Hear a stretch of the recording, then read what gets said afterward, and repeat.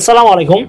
চলুন আজকে জেনে আসি হ্যাভ দিয়ে কিছু বাক্য আছে, ছিল বা থাকবে এই অর্থে আমরা হ্যাভ ব্যবহার করে থাকি। হ্যাভ এর যে আসল সেন্স সেটা হচ্ছে আছে, মানে কর্তার নিজস্ব মালিকানাধীন কোনো কিছু আছে, এটাকে হ্যাভ দ্বারা আমরা প্রকাশ করতে পারি। যেমন আই হ্যাভ, আমার আছে, আমার ছিল আই হ্যাড, আমার থাকবে আই উইল হ্যাভ। আমরা বিভিন্ন ভাবে এগুলোকে ব্যবহার করতে পারি। চলুন আমরা জেনে আসি বর্তমানে। বর্তমানে আমার একটি, দেখতে পাচ্ছেন, মাইক্রোফোন। আমার একটি মাইক্রোফোন আছে, আই হ্যাভ মাইক্রোফোন। আমার একটি মাইক্রোফোন ছিল, আই হ্যাড এ মাইক্রোফোন। আমার একটি মাইক্রোফোন থাকবে, I will have a microphone. এখানে আমরা খুব সিম্পলি বুঝতে পারছি হ্যাভ। হ্যাভ অর্থ আছে, খুব সিম্পল।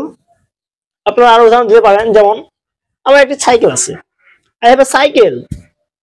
আমার একটি কলম আছে, আই হ্যাভ এ পেন। আমার একটি বাড়ি আছে, আই হ্যাভ এ হাউস। আমার একটি বাড়ি ছিল, আই হ্যাড এ হাউস। আমার একটি বাড়ি থাকবে, I will have a house. Simple, আমরা এগুলোকে অনেক সহজভাবে উপস্থাপন করতে পারি।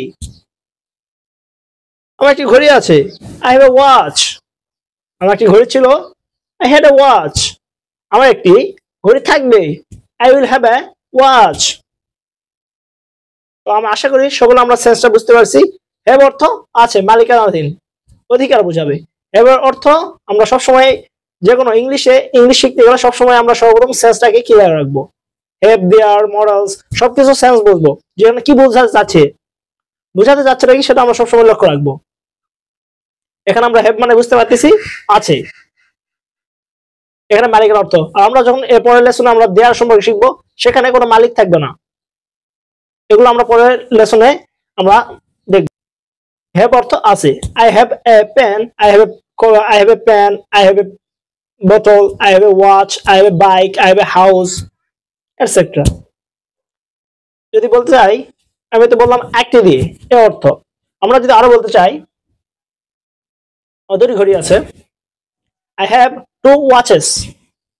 আমার দুটি মোটরসাইকেল আছে, আই হ্যাভ টু বাইকস। আমার দুটি বন্ধু আছে, I have two friends. Simply. যদি ভালো লাগে থাকে অবশ্যই আমাদের চ্যানেলের পাশে থাকবেন। Thanks for watching my video.